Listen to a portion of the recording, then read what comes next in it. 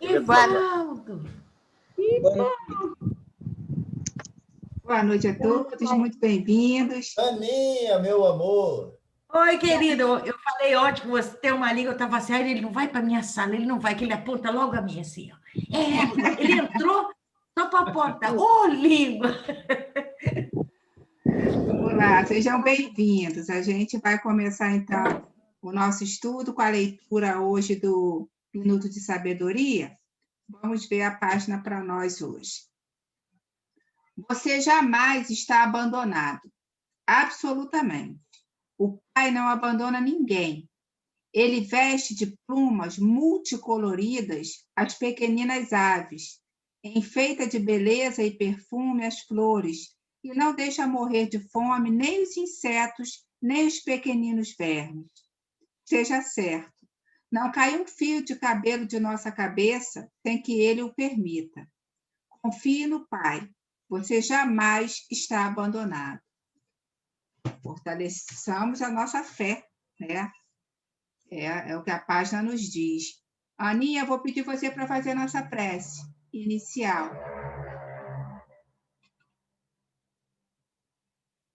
Liga seu microfone. Vamos lá. Deus, nosso Pai, Jesus, nosso Mestre, amado e querido.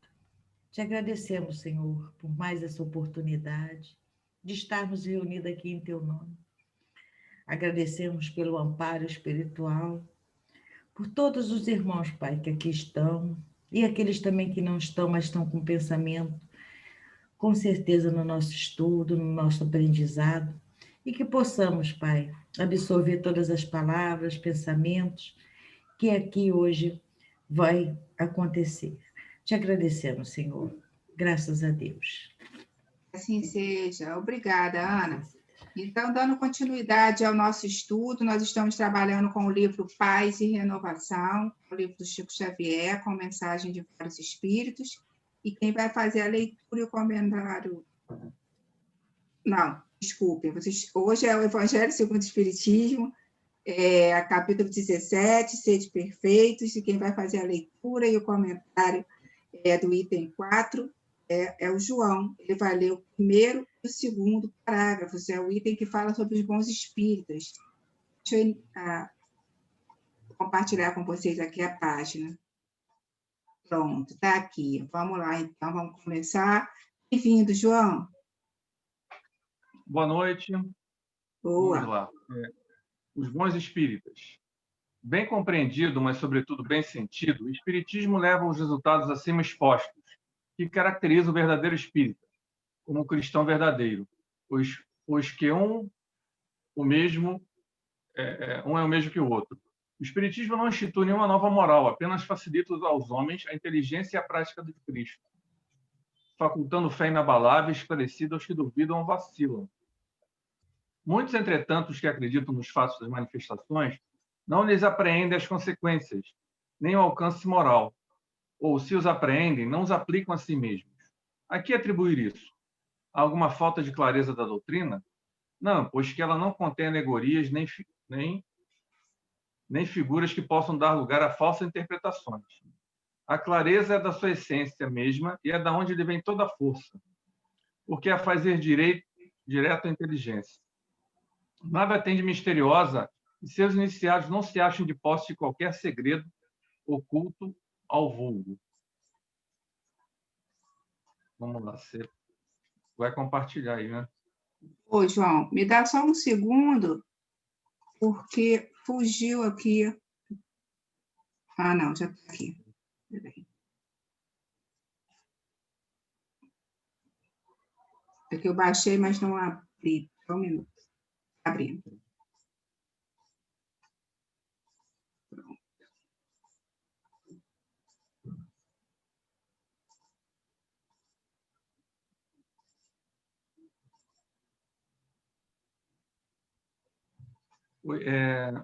Só comentando antes dos slides do PowerPoint, que eu acho que o mais importante nesse primeiro parágrafo é o fato de que é mais importante do que ser uma enciclopédia do Espiritismo, é você saber sentir o Espiritismo no coração e praticar, né? Então, claro que a instrução é muito importante, mas a prática, você sentir, você e conseguir praticar, talvez seja mais importante do que que a própria instrução. Primeiro, o que ele cita no início, né? Vamos aqui. Bom, o que os parágrafos nos demonstram, né? A ligação entre o Espiritismo e o cristianismo e Jesus. E logo no Evangelho segundo o Espiritismo, capítulo 1, Kardec deixa bem claro, né? Não destruir a lei, não vim destruir a lei, né? Ele fala, assim como Cristo disse, não vim destruir a lei, porém cumpri-la, também o Espiritismo diz, não vem destruir a lei cristã, mas dar-lhe execução, né? Ou seja, o Espiritismo ele nada mais é do que uma doutrina que vem para desenvolver, completar e explicar em termos mais simples a doutrina, né? Sem usar nenhuma forma alegórica, foi dito anteriormente, né? Então, Cristo é que anunciou a doutrina, ele é que é o mentor que vai nos levar à regeneração, né? Então, ele que comanda, na realidade, o Espiritismo aqui na Terra, a sua expansão via a doutrina de Kardec, né? No caso, a codificação. Tá? Então, isso já é citado em um dos livros. E depois, na Gênese, no último livro, também essa característica é reforçada, né? Que o Espiritismo, longe de negar ou destruir o Evangelho, vem, ao contrário, confirmar, explicar e desenvolver, ele estudando os pontos obscuros do ensinamento, né? E distinguindo realidade e alegoria, né? Enfim, o Cristo lhes parece maior, já não é simplesmente um filósofo, é um Messias divino. Ou seja, então, né? O cristianismo redivivo. Não, aí rapidamente citar o que representa Jesus para o Kardec e o Espiritismo, né? Então, em alguns livros de Kardec, também nos artigos das revistas espíritas, você coloca a importância de Jesus, né? Que é um espírito puro, perfeito, ele é o nosso modelo, é o espírito da verdade, que é o responsável pelo espiritismo, né? É o guia espiritual de Allan Kardec, é o dirigente do planeta Terra, é o mestre de todos nós e é o consolador prometido. Então, isso é reafirmado nos livros de Kardec e em artigos de revistas, né? Então, mais representativo na doutrina é impossível, né? Realmente tem toda a conexão Jesus, cristianismo e o espiritismo. Tá? Pode pular. Bom, aí vem uma questão baseada no segundo parágrafo, né? O espiritismo é uma religião? Bom, a gente, para tentar entender melhor, a gente pode dizer que depende, né? Porque as palavras têm diversos significados, né? A gente chama de polissemia. Um exemplo, a polissemia simétrica é assim, aquela palavra que depende do contexto, ela muda de significado. Por exemplo, a palavra cabo pode ser um cabo de panela, que é um tecido doméstico, se você falar disso, ou pode ser também fulano foi promovido a cabo, você sabe que ele foi para uma função na PM, no Exército. Então, já muda o significado de acordo com o contexto, né? E a palavra religião se chama de uma polissemia simétrica, que, na verdade, é uma palavra que tem um significado dominante. O que quer dizer religião no sentido mais usual? É um tipo de doutrina com seus dogmas, cultos, rituais e sacerdotes. Acontece que, para Kardec, esse sentido não significa religião para o espiritismo, né? Para Kardec, ele explica na Revista Espírita, uma religião, em sua acepção ampla e verdadeira, é um laço que religa os homens. Então, nesse sentido, é uma religião. Agora, se alguém perguntar para você a religião no sentido usual, a gente pode dizer que o espiritismo não é religião. Mas ela é, sim, como Kardec fala, ela é uma religião no sentido filosófico. Uma religião que funda os laços da fraternidade, da comunhão dos pensamentos, e não sobre uma simples convenção, mas sobre as bases mais sólidas, né? As leis da natureza. Então, é sim uma religião nesse sentido. E o que atribuir à não prática da doutrina, né? Que ele também cita no segundo parágrafo, né? Ele também enfatiza bem, não é por falta de clareza, pelo contrário, que não existem cultos, rituais, imagens, segredos, né? Você vê as lideranças espíritas nas casas, né? Elas se impõem por uma questão moral. e por exemplo, né, mais até do que pelo conhecimento, né, pelo menos na que a gente vive, né, na que a gente professa.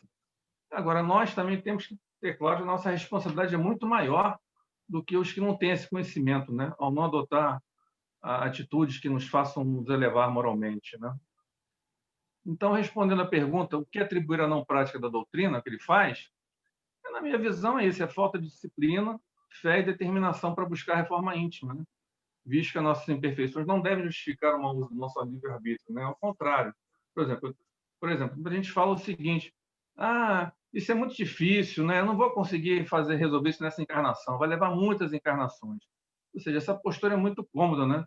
Se a gente partir para esse tipo de raciocínio, a gente nunca vai evoluir, né? Então, a gente tem que tentar entender que isso é feito gradativamente, que a gente tem que começar aos pouquinhos, mas tem que perseverar, né? Tem que atuar nesse sentido. Aqui foi só um exemplo do que eu coloquei sobre religiões que têm símbolos, né?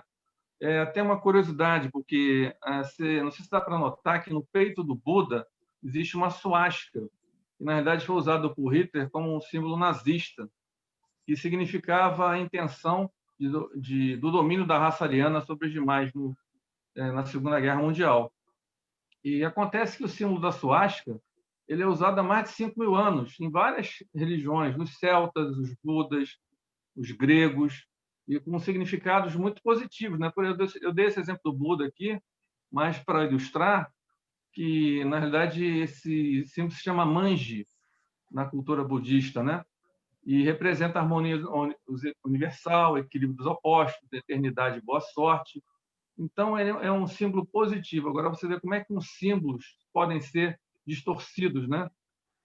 E, graças a Deus, e a nossa doutrina não tem esse problema, né? A gente não tem simbolismo exatamente para simplificar e facilitar o entendimento, não ser uma coisa difícil, uma coisa segredo, né? E que não leva a nada, né? A essência do espiritismo é o seu conceito cristão, a moral cristã, a ciência e a filosofia, né? Então, a gente pode citar outros exemplos de símbolos, né? Só por curiosidade, você vê a chave é um símbolo da Umbanda, né? Que significa abrir os caminhos. Você também pode citar a chave com São Pedro, né? Abrindo as portas dos céus para as pessoas boas. O símbolo também do judaísmo, que é a estrela de Davi, que também significa aquele hexagrama, são 2 triângulos superpostos, um apontado para a terra e outro apontado para o céu, significando a importância dessa ligação homem e Deus. Enfim, mas resumindo, fechando, eu volto para o primeiro parágrafo, né? O mais importante de tudo é a nossa prática, é o nosso aprendizado, e o ensinamento da doutrina, no sentido da gente evoluir espiritualmente, ser caridoso. Não adianta termos símbolos, nós temos sacerdotes, temos hierarquias excessivas. O que a gente precisa é a prática do amor, do bem, da caridade na nossa doutrina. Então, é basicamente isso que eu tenho para falar. Agradeço a contribuição dos amigos. Muito bom, João. Muito boa a sua pesquisa e seus comentários sobre esses 2 parágrafos do Evangelho, sobre os bons espíritos. Muito bom. Eu vou passar, então, os comentários dos colegas. Vamos começar com a primeira sala, Ivone Pereira, ficou com a Leila, com a Leila, com a Regina, com o Carlos e com a minha mãe. Quem ficou responsável por falar pelo grupo? Sejam bem-vindos.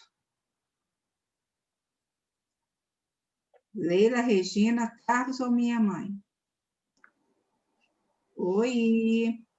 Dona Iris, cadê Dona Iris? Não fui eu, não. Não foi a senhora? Não fui eu, não.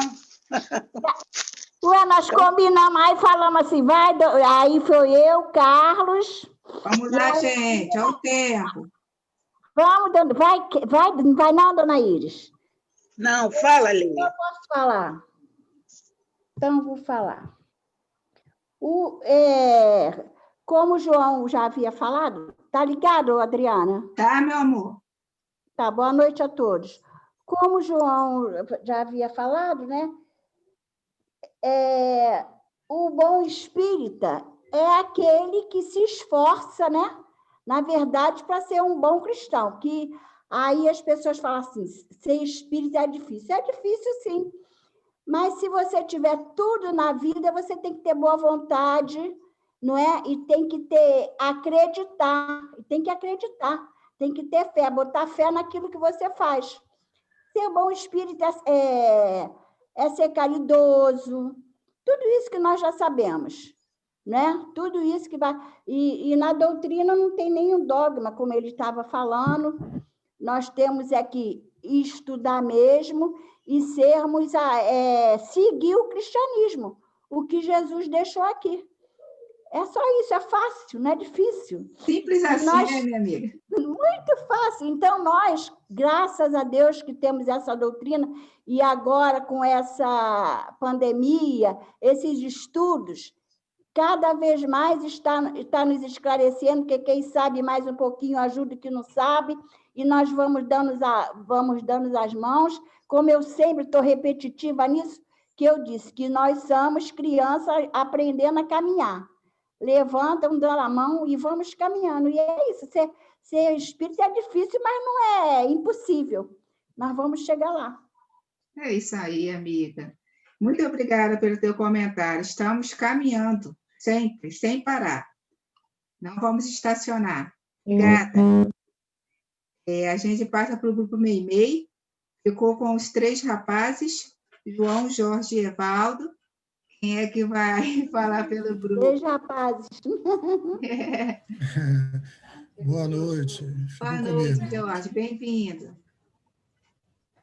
Bom, primeiro aí o fantástico estudo do João, não é porque ele era do meu grupo não, mas o estudo da sardinha, nos elogia, muito bem estruturado, fantástico mesmo. Uma aula em 15 minutos. Valeu, João. Pegando o gancho do que a Leila falou também, a gente conversou bastante sobre essa questão do bom espírita realmente ser um cristão, né? O espírita e o cristão, na verdade, como o primeiro parágrafo diz, é a mesma coisa, né? Aí só vou discordar da Leila, porque não é tão fácil assim não ser cristão, tá? Eu entendi que ela estava brincando, mas o ser cristão é difícil por causa disso, né? Dá outra face, né? Se te obrigam a caminhar 1 quilômetro, caminha 2 quilômetros, não reclama, né? Amar o próximo, né? Colocar Deus acima de tudo, abandonar o orgulho, é complicado, mas acho que essa frase é do Evaldo, né? Acho que Jesus não pediu para a gente subir o Monte Everest, ele só pediu para a gente amar o próximo, né? Então, mas isso é o que está no primeiro parágrafo. O Espiritismo veio trazer esse conceito, recuperar esse conceito através de uma estrutura racional, né? Mais científica, mais explicada do porquê. Acho que é isso que o texto propõe. E a gente fechou ali numa discussão de que essa questão da moral, né? de sentir que a moral está melhorando, né? Que a gente está realmente aprendendo a aplicar na moral. E aí eu estava falando sobre que se a gente tentar comparar com Jesus, é covardia, né? Mas se a gente comparar com a gente mesmo e olhar o Jorge de ontem com o Jorge de hoje e ver essa melhora, a gente está nesse caminho aí do bom espírita, ou do ser desperfeito anterior. Foi mais ou menos o que a gente conversou, mas não vou falar mais não, porque o do João foi tão legal que se eu falar, vou estragar o que o João falou. Muito bom, Jorge. Obrigada. Essa frase aí, Evaldo esclareceu que é do Chico Xavier, e hoje ele esqueceu de colocar o sobrenome dele, eu renomeei aí, ó, Evaldo Xavier, tá? Para ninguém esquecer. A gente vai para o terceiro grupo, é o grupo Emmanuel, ficou com a Ana, com a Fátima, com o Roberto, é isso? É isso aí, eu Roberto. Bem-vindo, Roberto. Fui escolhido.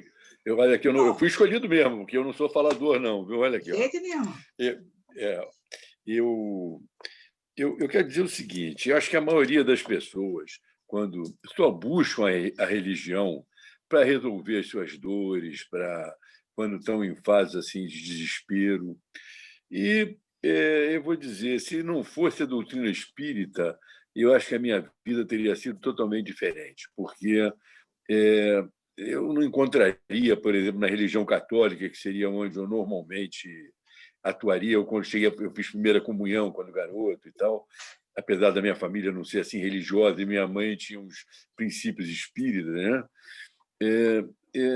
a doutrina espírita ela nos traz esse esclarecimento maravilhoso. E isso, no início, nós procuramos utilizar isso como, vamos dizer assim, instrumento para nos atender materialmente, para nos atender às nossas paixões, para atender às nossas tendências ainda mais primitivas.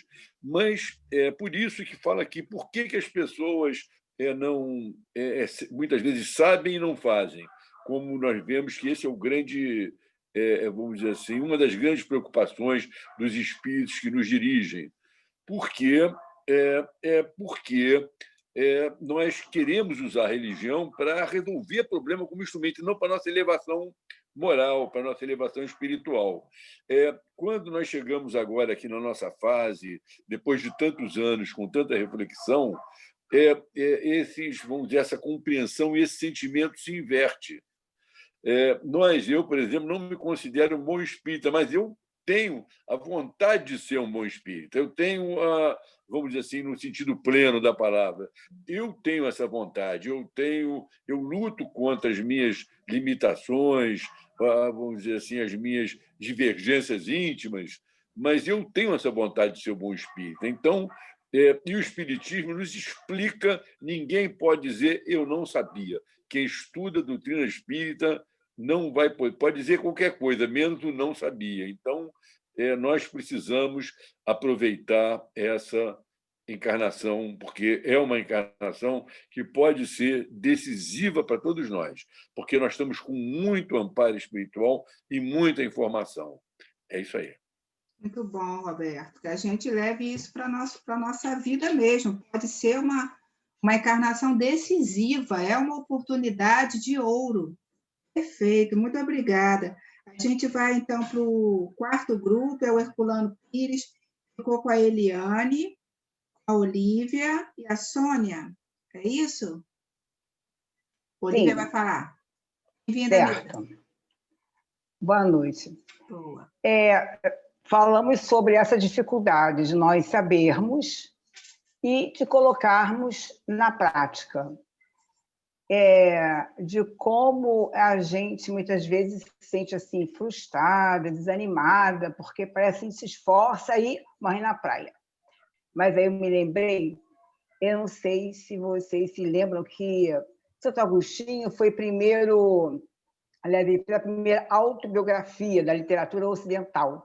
Ele escreveu Confissões, é um clássico, né? E, na verdade, eu não li o livro todo, tá, gente? Eu li algumas coisas de alguns livros dele. E aí, então, tem uma coisa que eu acho que vale a pena dividir com vocês. Santo Agostinho já passava dos 40 anos, era bispo de Hipona, na atual Argélia, quando ele começou a escrever as Confissões. E no livro ele coloca de quantas coisas também erradas, como nós, ele fez. Da inveja que ele sentiu numa situação lá, de como muitas vezes ele fazia coisas erradas, e erradas assim, no sentido da lei dos homens e da lei, inclusive moral, né, do Evangelho. Ele era bispo. E outras coisas mais. Mas teve um momento em que ele resolveu mudar. Teve um momento em que ele, como nós, quis mudar a história dele. E até tem duas frases que eu deixei separado, que eu anotei, eu tenho uma anotação de coisas boas aqui na minha mesinha. Aí está assim, ele fala no livro 10, tarde te amei, falando com Deus, tarde te amei, beleza tão antiga e tão nova, tarde te amei, mas eis, estavas dentro e eu estava fora. Quer dizer, Deus estava dentro dele, ele estava fora dele, né? E onde estava quando te procurava? Ele falando com Deus. Tu estavas diante de mim, mas eu me afastara até de mim mesmo e não me encontrava, quanto menos a ti. Quem não conhece a ti, quem não se procura, é difícil tirar esse caminho. Então, se Santo Agostinho conseguiu, a gente vai conseguir. Não como Santo Agostinho, né, gente? Mas é um caminho e a gente tem que pensar. A gente vai embora, lembrando Santo Agostinho que a gente consegue chegar lá. Era isso. Nossa, eu tenho coisa sobre isso hoje. Muito bom. E isso há 16 séculos. Ele escreveu isso, né? Há 16 séculos. Há 16 O que eu achei interessante é que você vê como ele está atual, gente. Sim, por isso que eu chamei a atenção. Isso foi em 1390 que ele escreveu isso. 390. Ele começou em Isso. 384. Então, há 17, 16 séculos ele escreveu isso, nós estamos discutindo a mesma coisa hoje. Mas se ele conseguiu, é lógico, né, que a gente vai falar que fala igual. A gente consegue, porque ele fala coisas escabrosas que vocês vão ter que ler. Você deve saber, né? Então, não é coisas escabrosas. Coisas que faríamos, inclusive. Quer dizer, eu não faria, mas faria, as pessoas fariam. Com certeza. Acho que vale a pena, inclusive. Foi relançado esse clássico, gente, esse ano, durante a pandemia, por isso que eu consegui ler. Tô lendo. Aí, gente, aí, ó, gente. Muita coincidência você falar, porque tá aqui, é o livro que eu tô lendo agora. Muito bom. Não, mas pela sintonia, né, menina? Durante a pandemia, tínhamos muito tempo para a gente ler. Sintonia. Aí, gente, aproveita. Aí, estamos em sintonia. Aí, vamos atrás de Santo Agostinho. Isso aí. Vamos para o último grupo, então. Obrigada, Lívia. O último grupo ficou com a Neidinha, com a Inês e com a Kátia. Quem vai falar pelo grupo? A gente, na verdade, não combinou, mas se a Neidinha quiser, eu falo, posso falar. Bom, então vou falar. Eu entendi assim que como ele coloca aqui, o espiritismo, a partir do momento quando você compreende bem, você entende ele bem, você automaticamente vai estar tentando buscar sempre a sua melhora. Então você vai ser levado a melhorar, o aperfeiçoamento. E uma coisa que eu vejo é que às vezes as pessoas, quando chegam no espiritismo, geralmente pela dor, querem respostas rápidas, querem ou a cura ou a psicografia, e não querem entender como é que funciona e não chegam a perceber, ou quando percebem que a melhora, a modificação tem que ser da pessoa, e às vezes se afastam. Então, e o espiritismo ele não muda os ensinamentos de Jesus, ele facilita a gente a entender e a praticar. Eu entendi assim. Muito bom, Lili. Obrigada por falar pelo teu grupo. A gente tem alguns minutinhos, tem algum amigo que gostaria de complementar aí a fala dos colegas? Aproveitem essa oportunidade, é uma oportunidade única, de ouro. Essa encarnação, você pode não ter outra oportunidade na próxima vida. Vamos lá, Evaldo. Evaldo Xavier. Antes que o Roberto vá, eu vou. Né? Roberto já falou. Falar seria ser redundante, sabe? Porque o João, como o Jorge falou, o João conseguiu sintetizar os dois parágrafos com uma versatilidade muito grande, e cada grupo colocando dentro do seu entendimento. Mas uma coisa que eu gosto sempre de falar, e eu falei isso também no grupo, nós não podemos colocar a condição de verdadeiro espírita ou verdadeiro cristão como algo inatingível, porque pelas nossas deficiências. Nós temos que lembrar que Jesus diz que ele veio para os doentes, porque os sãos já pertencem ao Pai que está no céu. Então, Jesus veio para Evaldo, que tem as dificuldades absurdas, inúmeras, e muitas delas eu taxo como sendo algo ainda muros intransponíveis. Mas a cada momento a doutrina me dá forças, me dá energia e me diz intimamente: você consegue. E eu acredito nisso. Eu não sou espírita por falta de opção, eu sou por coerência de minha vida. Então, eu sei que eu vou chegar. E uma coisa que me acalma: Jesus me espera há 4,6 bilhões de anos. Se ele me espera esse tempo todo, como é que eu vou dizer que eu tenho que desistir? Vamos em frente. Cientemente, ele nos espera. Obrigada, meu amigo. Roberta, eu vou passar para a Regina, que ela não falou hoje. Tá bom, meu amigo? Obrigada. Regina, bem-vinda. Porque caiu a ligação, meu filho ligou, aí eu não consegui entender nenhum nem outro, aí eu saí para poder entrar. Não, é que nós estávamos conversando no grupo, né, a respeito de ter um bom espírita, que parece uma coisa tão fácil, é uma coisa de disciplina, é uma coisa difícil, que a gente tem que estudar, né, e tentar colocar em prática, né?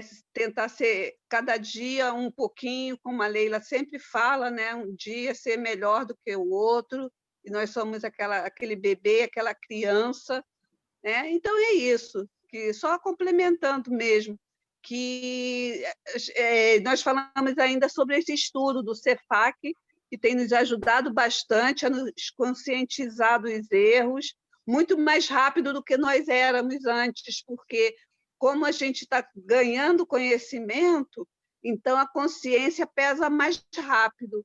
Então aí a gente tenta se melhorar mais rápido do que antes da pandemia. Aí, Regina. Então foi isso. E que bom que nós estamos aqui, né? Que bom que a gente tem essa oportunidade e que todos os dias nós todos escolhemos estar aqui, né? E sentimos falta. Minha mãe fala, né, que quando vai dando a hora, ela já fica, né, com aquela vontade de estar aqui. E eu acredito que isso acontece com muitos ou quase todos nós, né? A vontade de estarmos juntos todos os dias. Isso é muito bom. Que nós continuemos aproveitando cada estudo. Eu vou pedir o Carlos Mariano. Só um segundinho. Fala, e olha só, quando acontece de eu não poder participar, eu depois assisto no YouTube. Isso. Sabe?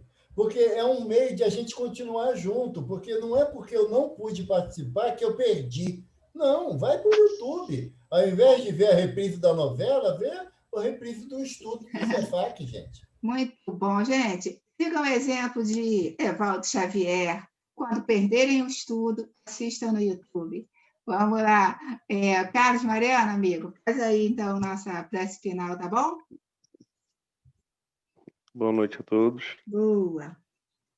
Meu Senhor Jesus, em nome de Deus, em nome da amiga que nos assiste, queremos agradecer por essa noite de estudo, queremos agradecer por estarmos caminhando a nos tornar pessoas melhores, que consigamos esse objetivo de exercer, na qual nos traz essa oportunidade de ter a certeza do que devemos fazer, do que devemos evitar, como trilhar.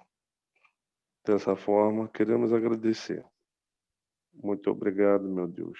Muito obrigado, Jesus. Obrigado, Allan Kardec, por nos trazer essa dor maravilhosa através da espiritualidade superior. Que assim seja, graças a Deus. Graças a Deus, que a gente tem essa consciência, gostei disso, do que nós devemos evitar para as nossas vidas. Muito bom, Carlos.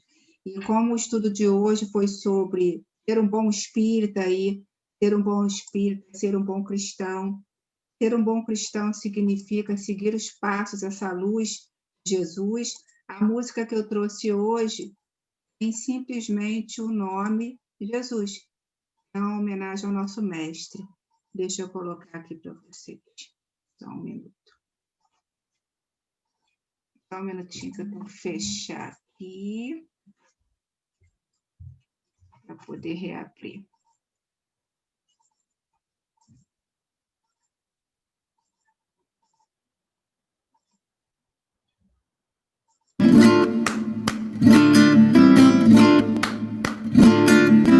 E com esse violão espanhol, hein? Aproveitem, é uma linda música.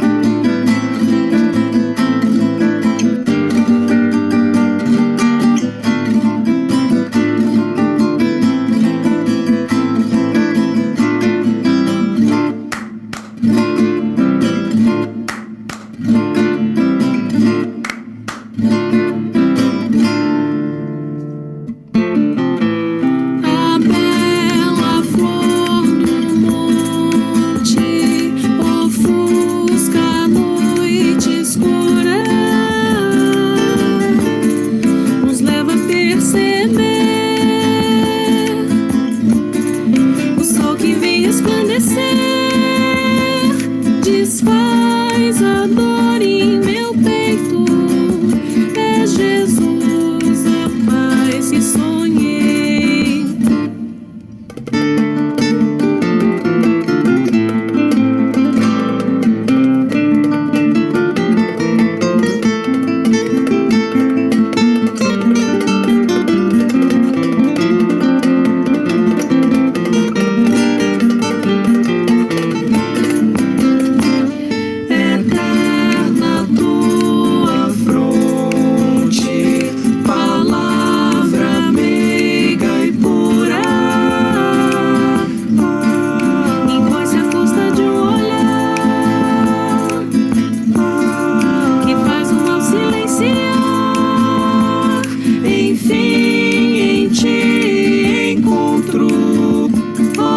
Jesus, a paz que sonhei. Enfim, em ti encontro, ó Jesus, a paz que sonhei. Desfaz a dor em meu peito, é Jesus, a paz que sonhei.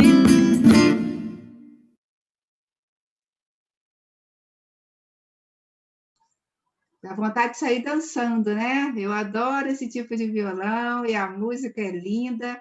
A gente fica com essa paz de Jesus essa noite. Muito obrigada a todos pelo estudo maravilhoso, ao João em especial, que trabalhou, né, na pesquisa e apresentou o estudo para a gente. Boa noite. Boa noite a todos. Boa noite. Boa noite. Boa noite. Boa noite. Boa noite, gente. Boa noite. Boa noite, pessoal.